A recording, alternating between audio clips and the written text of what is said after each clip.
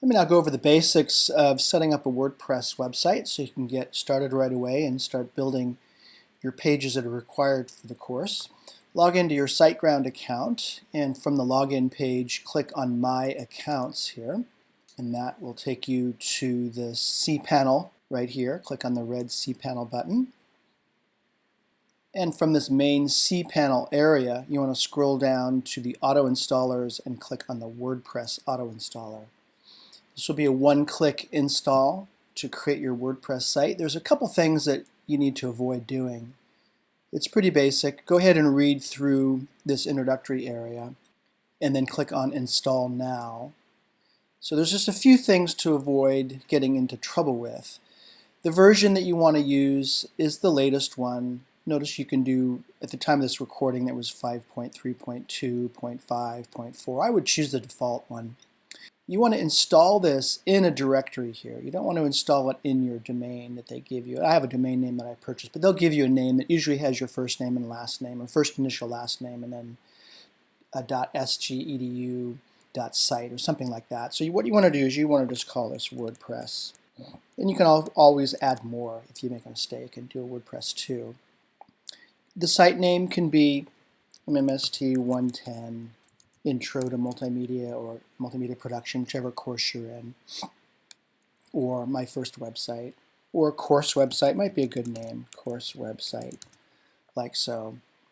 And the description could be, this is your course website for the website for your course, and then the name the course website for whatever course you're in.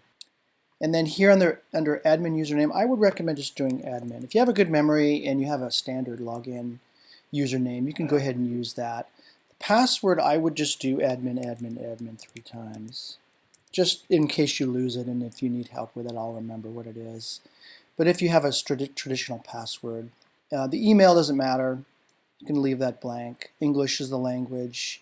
You will not need to do the classic editor, and you won't need to limit the login attempts, because this will just be for your class project. If you have this enabled, then what will happen is it'll lock you out if you try more than 3 times. You don't need the starter, so you can uncheck that. I'm going to show you how to do this without any files, and that way you'll have the same setup that I'll show you in later tutorials. And so once you've double checked, you have your admin username and password, and you've written them down, and you have a site name and description. And the most importantly is you're saving this in a different directory. I recommend, again, WordPress is the name of the directory. That way it's the same as everyone else in the class. Go ahead and click on the install button, and WordPress will go ahead and install on your SiteGround account. And notice it'll go through a percentage of submitted data, and we'll go ahead and install that site for you. It may take up to 3 or 4 minutes depending on the time of day and what's going on their site, but generally this just takes a few minutes to do.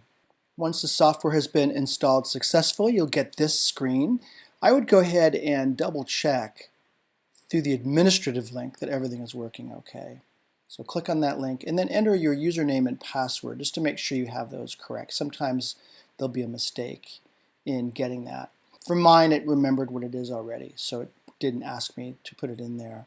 And when you get this screen here, you're not going to need any of their learning materials. I'm going to basically show you how to set this up for the class. So ignore the Start Now and just click on Exit, and that'll take you right to this dashboard page. And from here, let's move on to the next tutorial, and I'll show you how to proceed to create your first page and then how to set up your plugins.